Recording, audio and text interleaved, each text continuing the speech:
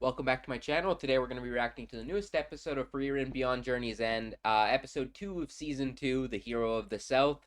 I'm pretty excited to get into this. Our first little episode last week was a nice little catch-up. We hung out with Werble a little bit, had some stuff with him, and a little bit of storyline for Stark as well a bit.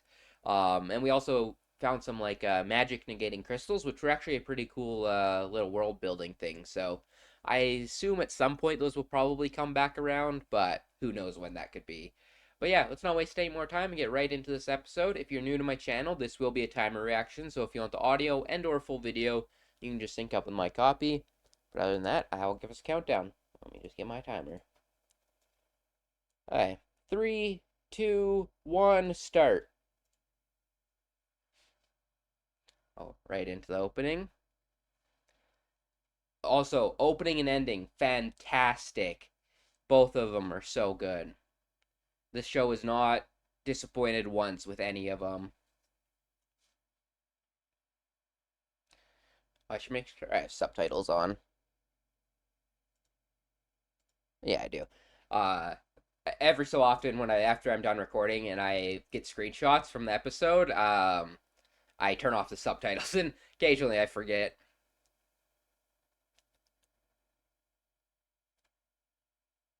Yeah, I really like the vibe of this opening, and the visuals are very good.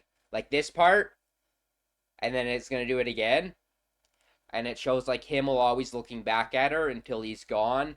It's such a beautiful sequence, and that part of the song where it hits that repeated note in the song, it's so good. And the flower crowns.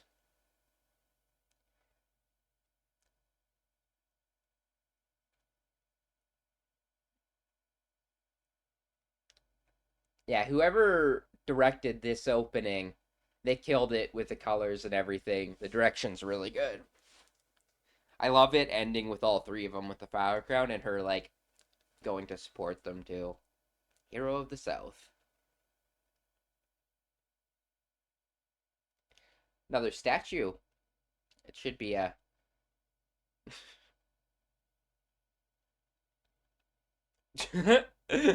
She's down for that. To be honest, that's a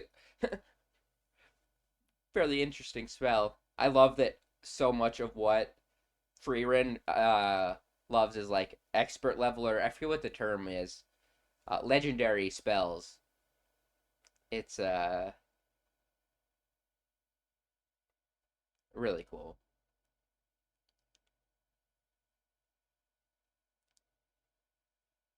Yeah, I was gonna say if it depends what the material is, it's either gonna be a really easy. Oh, this is a third hero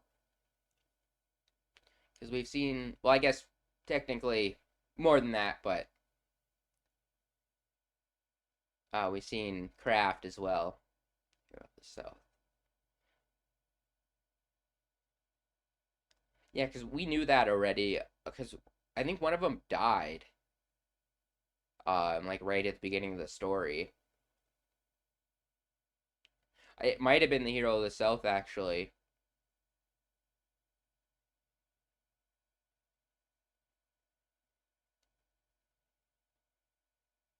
Greatest threat to humanity. Fair. They're kind of from what we've seen so far, they're all kind of built different. Oh, the rest got like retreated and whatnot.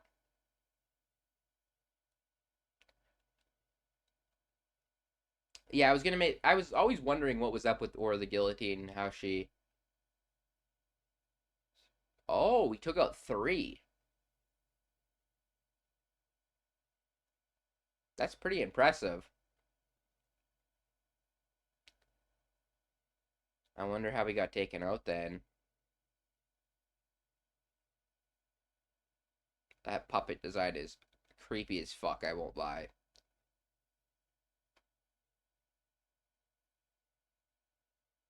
Demonkins could see 1,000 years into the future.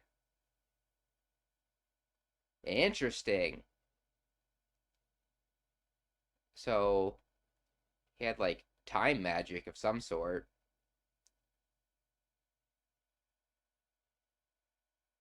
Oh, took each other out at the same time.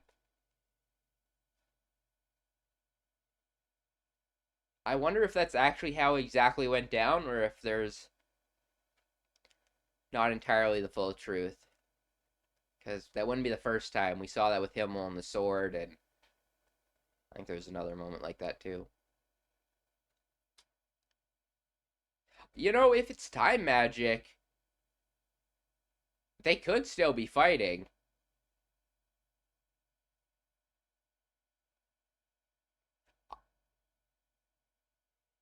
You know what? Normally I would agree with Frieren. I think he's probably still fucking in a duel.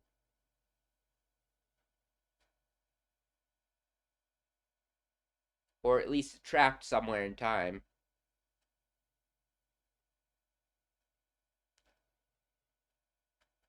Interesting. So people.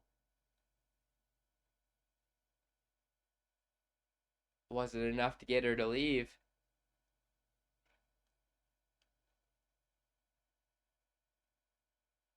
Does he know the future as well?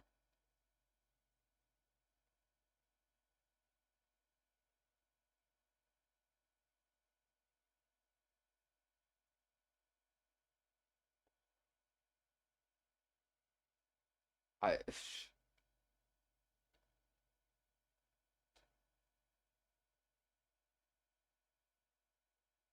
Oh, so he has the same power.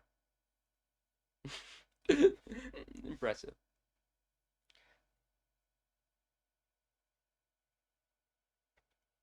So he must know his place in the future. I wonder if it's in this world, if you can change it, or if you see it, it's permanently set in stone.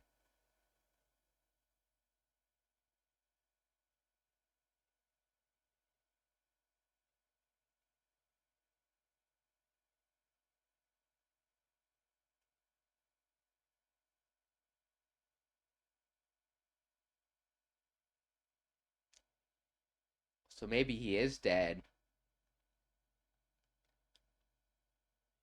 That is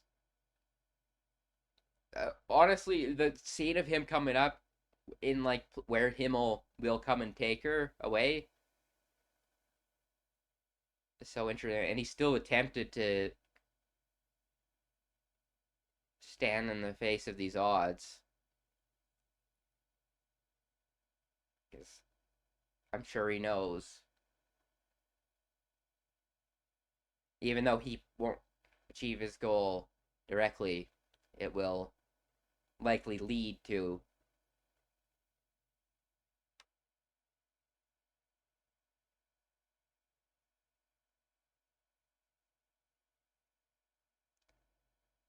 I wonder.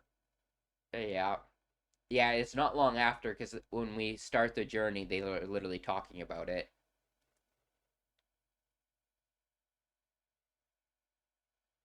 Mm, that's so cool. And based off the prophecy, there's also still another hero that needs to save the world. Like him will save the world, but I don't I don't think that prophecy's over. He will change her life.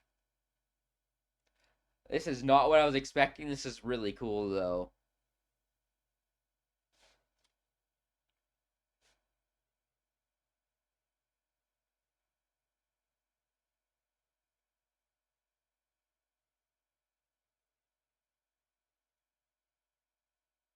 Oh, I was gonna say we're not gonna hear, but I think we're. Oh, we're not gonna hear. Fuck's sakes.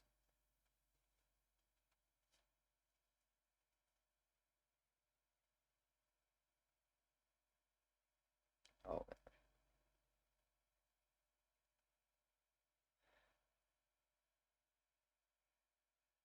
that's amazing. I love Himmel's reaction to it as well. The emotion on his face. Yeah, exactly what I said though. He knows his place.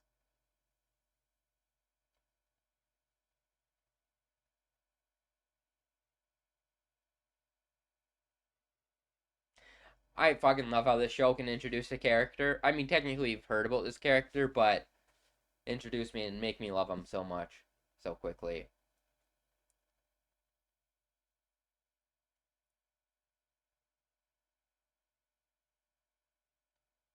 And I am sure that this is not the last we'll hear about you. I'm sure he either set up things in advance to help out, or my original theory is right. He's trapped in time with the sage.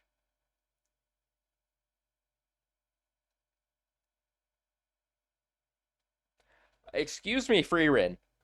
What just happened, or what's going on with you?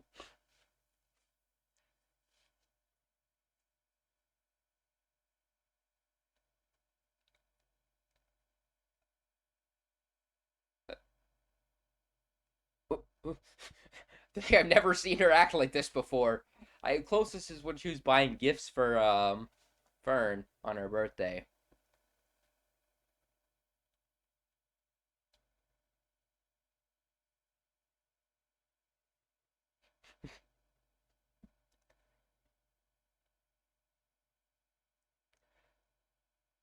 You're awfully responsible.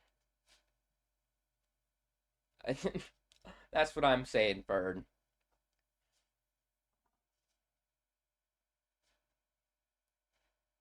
Oh, is it going to be someone who lives here?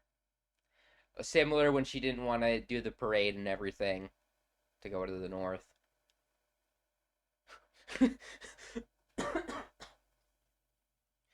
That's funny as fuck. Well, at least people quickly recognized her here.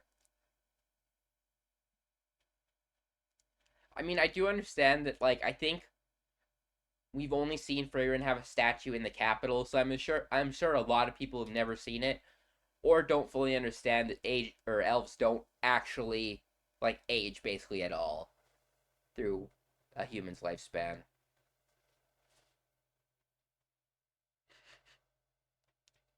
Honestly, Frieren is totally me. I would not want to have to do with so much shit like this. I would just want to be on my adventures.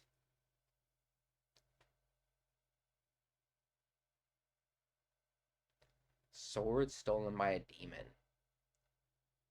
I love how like tropey so much of the stuff is that it's like straight from like fantasy and like stories and games and things.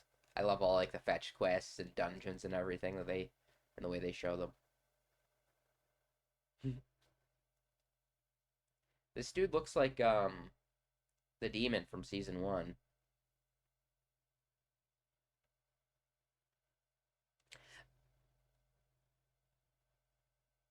Fair. We've actually seen a lot of the nobles be pretty high-handed so far.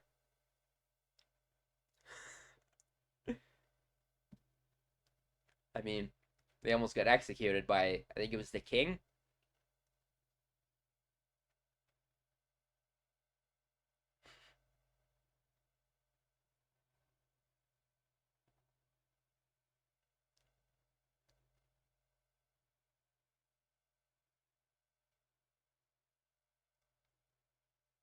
That demon's design was actually pretty cool. It was I love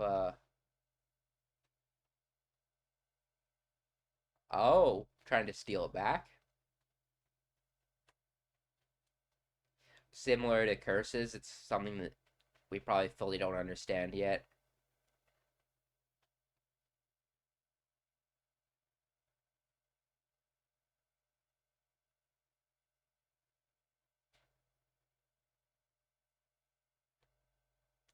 Fair enough. That is very true. And you maybe will act like you will, but I don't think you would now either. Goofy ass horse. Actually, pretty well animated horse design though. I mean, it was not really moving, but I'll see a show add in CGI horses when it's not moving at all.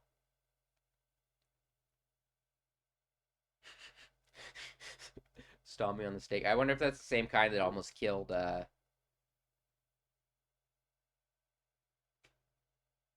Frieren. Not Frieren, Stark.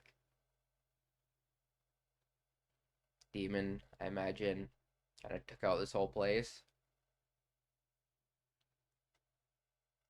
Yeah, it doesn't look great. It's even worse than the last village like this where we came into. At least everyone was just asleep in that one.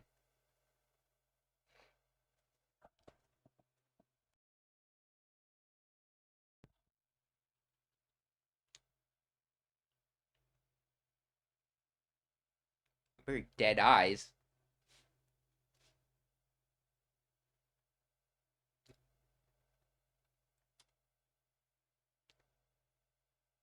I thought she was going to be a demon, but I feel like Frieren would have noticed.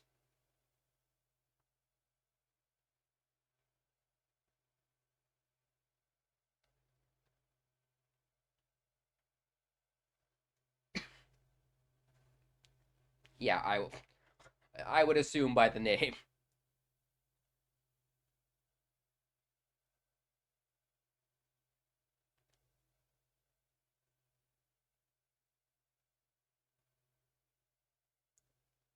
Oh, it's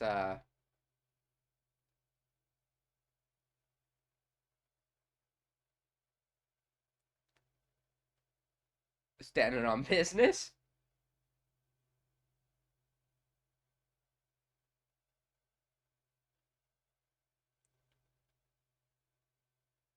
Oh, she managed to hide her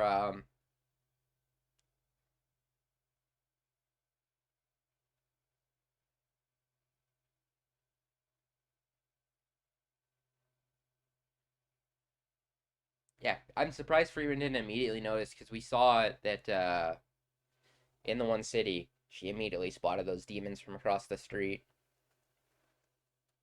Yeah, we have kind of learned that they're more animals than people.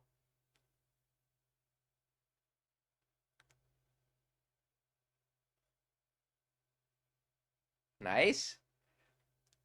Try not to get yourself covered in blood and cut the fuck up, Stark. Ooh, oh, that's it. Impressive. Because from what we know of magic, uh, the defense spell should protect against any sort of base melee attacks. So it's either from the sword or the demon's strength that's allowing it to break through the guard.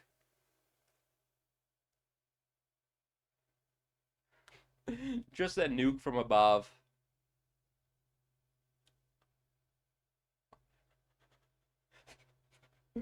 Just fucking hit it from the top, incinerated, and it just left the fucking sword. That's kind of fire.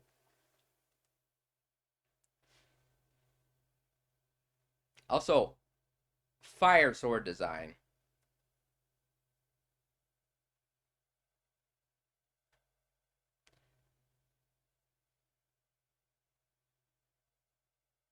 I honestly love when designs for fantasy stuff doesn't go too far into like the more absolutely ridiculous designs. I can still appreciate those, but I like the more realistic fantasy type weapons.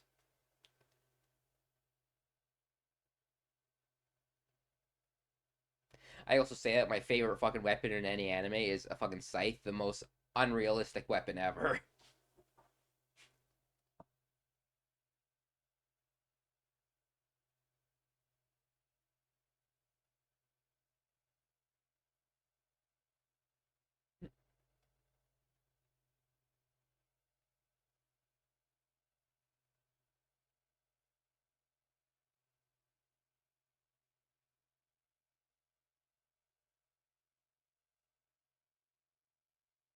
Oh, that's a fucking kind of diabolical plan.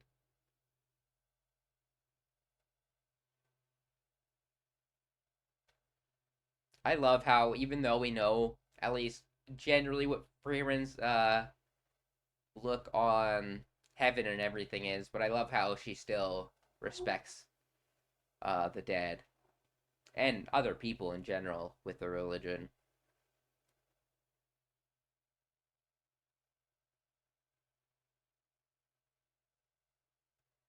Not what I was expecting from this episode at all, really, but both sections of this were awesome.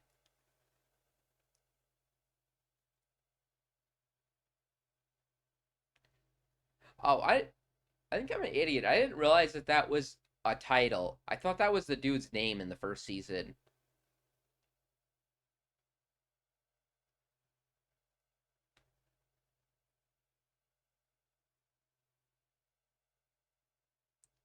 I wonder if it's like the hero sword where they're like attracted to it to destroy it.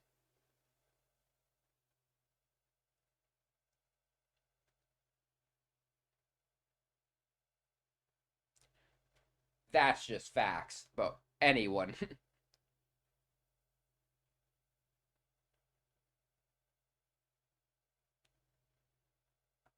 I honestly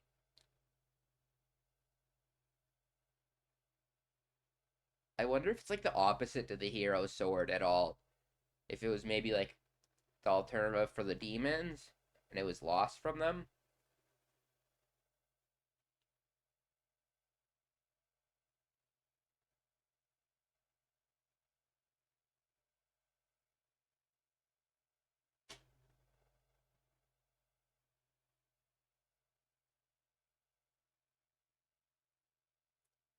They're definitely good with the words. I love the soundtrack of this show so much.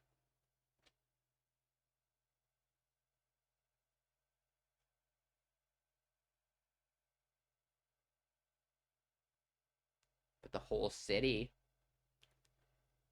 I mean, it kind of does keep them working together against a common enemy.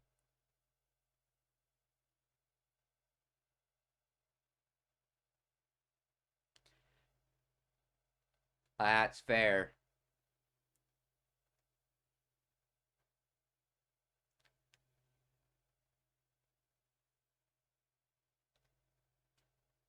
Yeah. Like even humans do that, but I feel like they have a little bit more self-control and understanding of everything that's going on rather than just using their base instincts.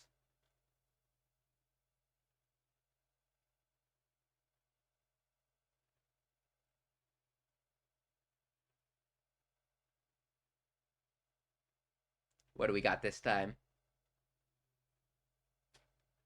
That's honestly actually I mean, yeah, not the most useful thing ever, but that's an interesting spell that it's able to physically change the matter of the apple into something that tastes different. I wonder what the. I also wonder if that's considered folk magic or if it's a more regular spell. Because we know that magic is largely based on your imagination and how you view things. So I kind of wonder how that works in their head of changing it to a different apple. The visuals in this are so good. And I don't know if I mentioned it on my like community posts and stuff, but someone I forget their name of the author or artist I mean, but they did this sketchbook style for One Piece. And I think it was during Kuma's backstory. It was a shot of like Kuma and Bonnie dancing together.